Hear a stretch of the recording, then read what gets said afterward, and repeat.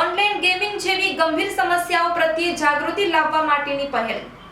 સૌરભ રાજ્યગુરુના સંચાલનમાં શિક્ષાપત્રી જન કલ્યાણ અભિયાન ગુજરાત યાત્રા શરૂ કરવામાં આવી છે કે જે મણિનગર શ્રી સ્વામી નારાયણ ગાદી સંસ્થાન દ્વારા આયોજિત છે। આ અભિયાન અંતર્ગત નશાને નકારો, જીવનને સ્વીકારો સંદેશને લોકો સુધી પહોંચાડવા માટે 8 મિનિટનું સ્ટ્રીટ પ્લે તૈયાર કરવામાં આવ્યું છે।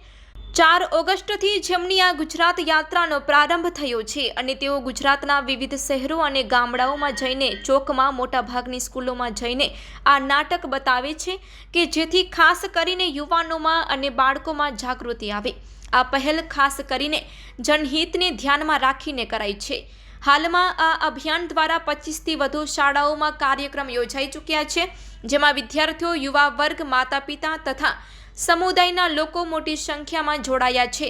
આગામી 3-6 મહિનામાં સમગ્ર ગુજરાતના ગામડા, શહેરો અને તાલુકાઓ સુધી પહોંચાડવાનો ધ્યેય રાખવામાં આવ્યો છે, જેથી વ્યસન મુક્તિનો સંદેશ દરેક ઘર સુધી પહોંચે।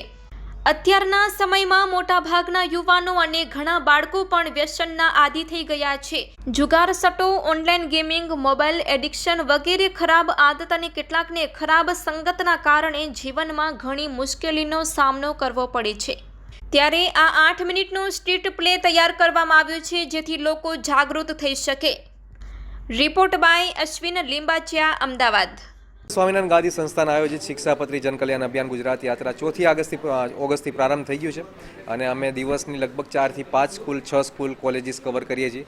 અમદાવાદથી અમે સ્ટાર્ટ કર્યું હતું, તે પછી બાવડા, વિરમગામ, સાણંદ, ખેડા, કડી, કલોલ, વડોદરા, આજે દેત્રોજમાં હતું। તો એવી તમે રોજના અમુક ગામ કવર કરીએ છીએ, અમુક સ્કૂલ, કોલેજીસ કવર કરીએ છીએ।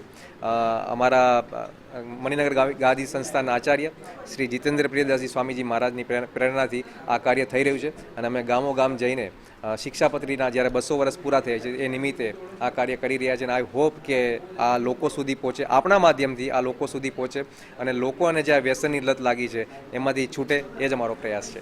જે અમે ઘણા બધા મુદ્દા લીધા છે, કારણ કે અત્યારે મોબાઈલનું પણ એક વ્યસન કહેવાય છે।